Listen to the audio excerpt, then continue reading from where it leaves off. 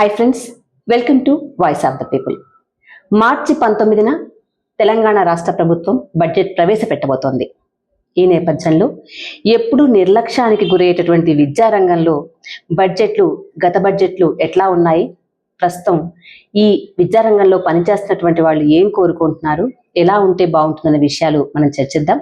మనతో మాట్లాడడానికి NB foundation జాతీయ కన్వీనర్ వెంకటరెడ్డి గారు నాతో ఉన్నారు. తనతో మాట్లాడి మరిన్ని వివరాలు తెలుసుకుందాం. నమస్తే అండి. నమస్తే వెంకటరెడ్డి గారు, ఇప్పుడు గత బడ్జెట్కి ఈ బడ్జెట్లో పెట్టిన దాంట్లో ఎంత కేటాయించారు, ఏం మార్పులు జరిగినాయి, ఆ బడ్జెట్లో చేసినటువంటి కేటాయింపులు నిజంగా విద్యారంగానికి ఉపయోగపడ్డాయని మీరు అనుకుంటున్నారా?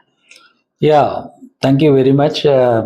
ప్రేక్షకులకు ముఖ్యంగా బడ్జెట్లు విద్యారంగం మీద తెలంగాణ వచ్చిన తర్వాత నుంచే మనం గమనిస్తున్నాం. తెలంగాణ వచ్చిన తర్వాత గత 10 సంవత్సరాల్లో మొదటి సంవత్సరం బడ్జెట్లో 10% కేటాయించిండ్రు. అప్పుడు కేటాయించినప్పుడు కూడా డబ్బుల రూపంలో చూస్తే ఎక్కువ శాతం శాలరీస్కే వెళ్ళాయి. టీచర్ల శాలరీస్ చాలా ఉన్నాయి. కానీ ఆ తర్వాత ఎక్స్ట్రా దీన్ని ఒక నమూనాగా తీసుకురావాలి, ఒక తెలంగాణలో విద్యా రంగాన్ని ముందుకు తీసుకెళ్ళాలి అనే ఉద్దేశం ఏదైతే నిధులు, నియామకాలు, విద్య మీద ఎక్కువ పోరాటం జరిగింది. ఒక సమూలమైన మార్పు. అండ్ అప్పుడు ఒక కేజీ టు పీజీ అనే ఒక నినాదము, ఆ నినాదంతో దానికి చాలా డబ్బులు కావాల్సి ఉండే. సో అవన్నీ కూడా ఆశలు ఎక్కువ ఉండే. కానీ గవర్నమెంట్స్ లాస్ట్ 10 years కూడా 10% నుంచి 11-12 పోతుంది అనుకున్నాము. 10% ఉన్నప్పుడు ₹1,00,000 కోట్ల బడ్జెట్ మనది. సో 10,000 కోట్లు అనుకో, 10%. బట్ బడ్జెట్లు రెగ్యులర్గా ప్రతి సంవత్సరం పెరగడం మొదలుపెట్టినాయి. చివరికి వచ్చేసరికి 2,90,000 కోట్ల వరకు వచ్చింది. కానీ బడ్జెట్ శాతంని చూస్తే విద్యకు 10% నుంచి 7, 6, 7, 6 అట్లా వచ్చి ఒక 6.9% దగ్గర గత ప్రభుత్వంలో ఆగిపోయింది అది. సరే, ఆ ప్రభుత్వం ఎన్నికల సంవత్సరం అప్పుడు మనం చాలా ఎత్తున సివిల్ సొసైటీ అన్ని పార్టీలను అడిగినాము, మరి బడ్జెట్కు ఎక్కువ పెట్టాలని చెప్పినాము. సో ఈ ప్రభుత్వం కూడా కాంగ్రెస్ గవర్నమెంట్, అప్పుడు కాంగ్రెస్ పార్టీ కూడా క్యాంపెయిన్ చేస్తున్నప్పుడు కలిసినప్పుడు 15% పెడతామన్నారు. మనం 20 అడిగినాము. సరే 15 పెడతామన్నా కానీ మన దాంట్లో కొంతమంది సరే కానివ్వండి, 7 ఉన్నది కదా, ఇప్పుడు 7% నుంచి 15 అంటున్నారు కదా, చలో ఈసారి చూద్దాం అనేది అది ఒక కొలిక్కి వచ్చినాము మాట్లాడడానికి. కానీ మొదటి బడ్జెట్ మళ్ళీ నిరాశ, 7.9% ఏదో పెట్టిండ్రు. దాంట్లో 21,000 కోట్లు, 2,90,000 కోట్ల బడ్జెట్కు 21,000 crores పెట్టిండ్రు. అయితే దాంట్లో చాలా డీటెయిల్గా వెళ్ళాము. ఎంతైతే ఉత్సాహం ఉండనో అంత ఎక్స్ట్రా ఏం చేయలేము ఆ డబ్బుతో. సరే, రెగ్యులర్గా వచ్చే శాలరీస్ ఉన్నాయి, 1,00,000 మంది టీచర్స్ ఉన్నారు, అదేవిధంగా మెయింటెనెన్స్, మేనేజ్మెంట్, ఇవన్నీ చూస్తే అంత పెద్దగా ఏమైనా చేయాలి అనుకుంటే ఏమైనా చేయాలి అనేది మనం మాట్లాడదాం. కానీ ఏమి చేయాలనుకున్నా పెద్దగా డబ్బు అంత కనపడలేదు. కొంత అక్కడక్కడ అమ్మ ఆదర్శ పాఠశాలలు అని చెప్పి, అంతకుముందు మన ఊరు మన బడి అని కొంత డబ్బును ఎన్ఆర్ఈజీ నుంచి దీని నుంచి తీసి చేద్దామన్నారే తప్ప విద్యారంగంలో, విద్యాశాఖలో పర్టికులర్గా మేము ఈ పాలసీని చేయబోతున్నామని చెప్పే ఒక ప్రణాళిక చేయలేకపోయారు. అంటే ఇప్పుడు మీరు చెప్పిన దాన్ని బట్టి కేటాయించిన బడ్జెట్లో ఎక్కువ అమౌంట్ టీచర్ల శాలరీస్కే పోతున్నటువంటిది. ఏ ప్రధాన సమస్యలు, అంటే ఇప్పుడు ఎంత బడ్జెట్ కేటాయిస్తే ఆ సమస్యలు పరిష్కారం అవుతాయి, ఏ సమస్యలు ఈ విద్యారంగంలో ప్రధానంగా ఉన్నాయని మీరు అనుకుంటున్నారు?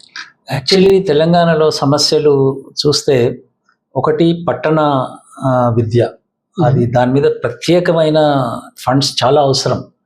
టీచర్స్కి ఎట్లాగో శాలరీస్ ఇవ్వాలి, మనము నిర్ణయించుకున్నాం. చాలాసార్లు ఏమంటారంటే 90% వాళ్ళకే వెళ్తున్నాం, ఉన్నది తగ్గించి పెడుతున్నాము, వాళ్ళకే పోతున్నాయి అంటున్నాం. అలా కాకుండా ఎంత అవసరం ఉంది, ఆ అవసరానికి తగ్గట్టు డబ్బు పెడితే మనం ఆలోచించవచ్చు. సో పట్టణాలలో ప్రభుత్వ విద్య చాలా వీక్ ఉంది, దానికి అవసరం చాలా ఉంది. కొత్త పాఠశాలలు కావాలి. ఉదాహరణకు హైదరాబాద్ తీసుకుంటే 2000 తర్వాత కొత్త పాఠశాలలు ఏర్పాటు కాలేదు. కానీ పట్టణాలకు వచ్చిన జనాభా చూస్తే పెరుగుతుంది. చాలా రెట్లు పెరుగుతుంది. దాని ప్రకారంగా ప్రపోర్షన్ గా పాఠశాలల్లో ఏర్పాటు చేయాలి. చేయలేదు కాబట్టి ప్రైవేట్ ఉన్నాయి. అవును. ప్రైవేట్ పోతున్నారు కాబట్టి పాఠశాలలు లేవు కాదు, ప్రభుత్వ పాఠశాలలు లేవు కాబట్టి ప్రైవేట్ పోతున్నారు. అవును. అలాగే ఇప్పుడు వెనుకబడ్డ జిల్లాలు ఉన్నాయి. ఆ జిల్లాల్లో ఎక్కువ టీచర్స్ కావాలి, అదనపు టీచర్స్ కావాలి, ఎప్పుడో నిర్ణయించినవి కాదు. అలాగే అటవీ ప్రాంతంలో ఆదివాసీ పిల్లలు ఉన్నారు, వారికి సపరేట్ ప్రణాళిక వేయాలి, సపరేట్ నిధులు కావాలి.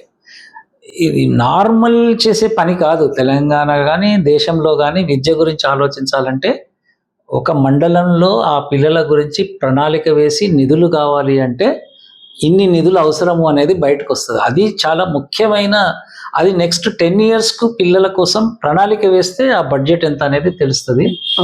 అందుకోసం మనం ఏమంటున్నాం అంటే 15% పెడితే ఆ డబ్బు ఉంటే ప్లానింగ్ చేయడానికి వీలవుతుంది. అది అంటే ఇప్పుడు జనాభా లెక్కలు ప్రభుత్వం తీసుకుంటున్నప్పుడు పట్టణీకరణ జరుగుతోంది, పట్టణాలకు వలస వస్తున్న వాళ్ళ సంఖ్య పెరుగుతోంది అనుకున్నప్పుడు, తెలుస్తున్నప్పుడు అక్కడ స్కూల్ అవసరం అనేటువంటి కూడా ప్రభుత్వానికి అర్థమవుతుంది కదా. అట్లాంటి ప్రయత్నాలు ఎప్పుడు అట్లాంటి చర్చలు ఏమైనా జరుగుతున్నాయి అంటారా? అసలు ఆ చర్చ జరగడం లేదు. అది చాలా సాడ్ యాక్చువల్లీ. ఎందుకంటే గ్రామాల్లో పిల్లల సంఖ్య తగ్గుతుంది అంటున్నారు, పిల్లలు తగ్గుతున్నారు. అంటే వలస కుటుంబం ప్రతి గ్రామంలో తెలంగాణలో వలస హైదరాబాద్కి వచ్చారు.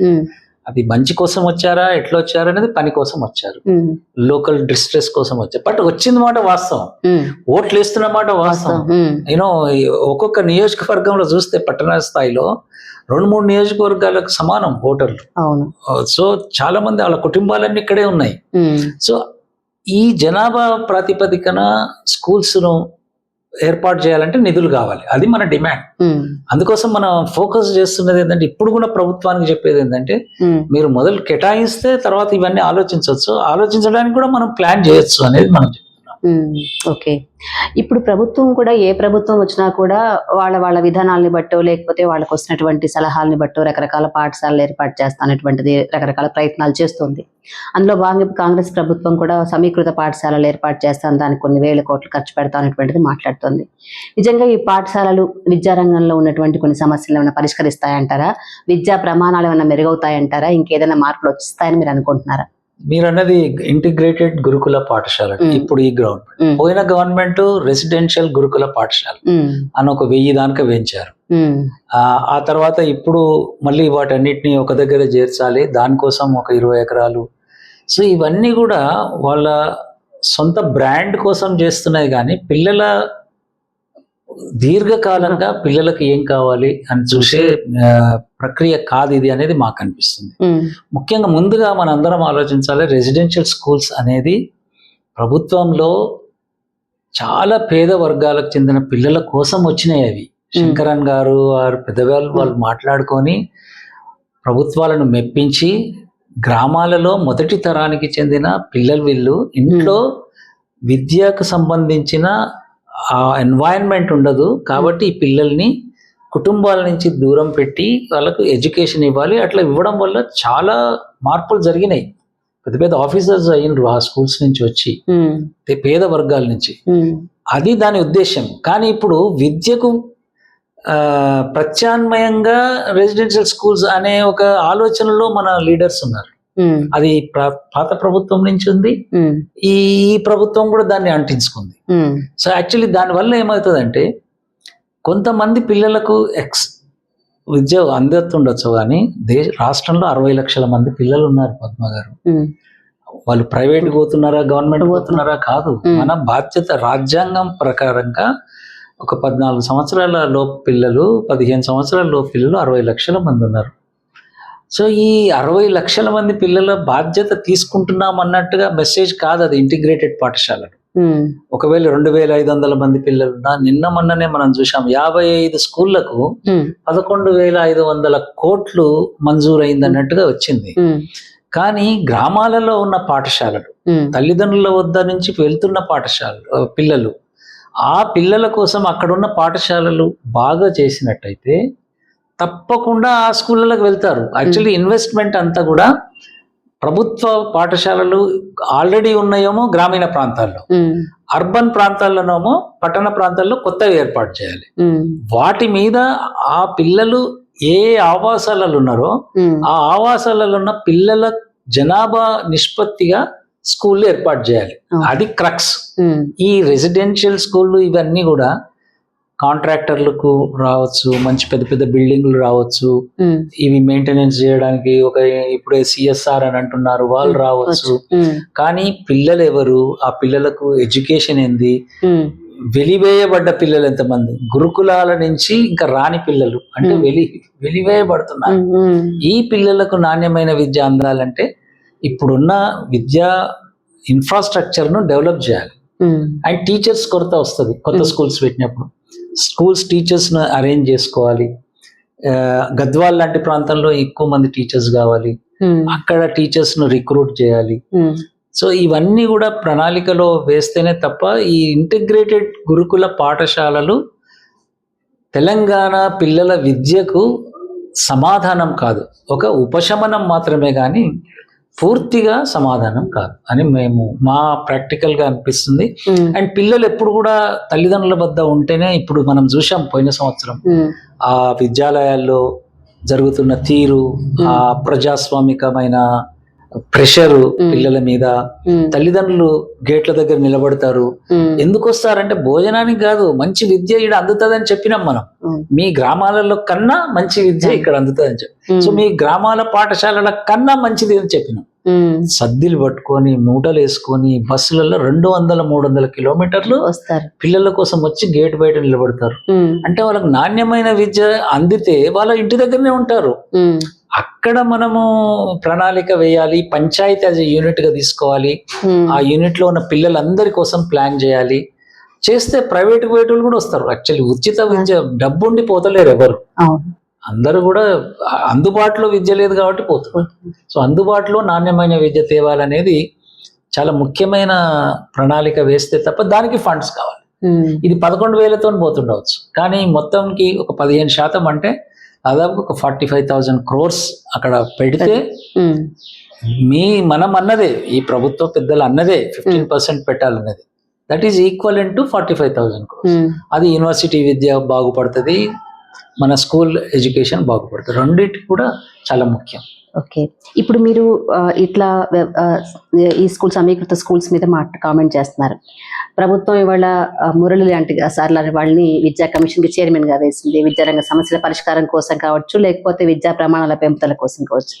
ఇవాళ మురళి సార్ లాంటి వాళ్ళు చేస్తున్నటువంటి సూచనలు స్కూల్స్ గురించి, తెలంగాణ పబ్లిక్ స్కూల్స్ కానీ ఫౌండేషన్ స్కూల్స్ కానీ ఇవాళ వాటిని ఏర్పాటు చేస్తే ఎలాంటి మార్పులు ఉంటాయని మీరు అనుకుంటారంటే, మీరు ఇప్పుడు ఒక కామెంట్స్ చెప్తున్నారు దాని గురించి, పాత స్కూల్స్ గురించి, ఇవి నిజంగా ఈ సమస్యని పరిష్కరిస్తాయని మీరు అనుకుంటున్నారు? అంటే మురళి సార్ లాంటి వాళ్ళు ఒక సూచన చేశారు అంటే బాగా తరోగా పరిశీలించి అనుభవాల నుంచి చెప్పింటారని చాలా మంది అనుకుంటారు కదా, ఆ సూచనలు మీరు ఎట్లా? యాక్చువల్లీ కమిషన్ చాలా డిస్ట్రిక్ట్స్ తిరిగిన మాట వాస్తవమే, చాలా డేటా గ్యాదర్ చేసిండ్రు. చాలా మంది గ్రామాల నుంచి పిల్లలు బస్సులలో ప్రైవేట్ వెళ్తున్నారు. దాదాపు ఒక 30 లక్షల మంది తెలంగాణలో బస్సులలో ప్రైవేట్ స్కూళ్ళకి వెళ్తున్నారు.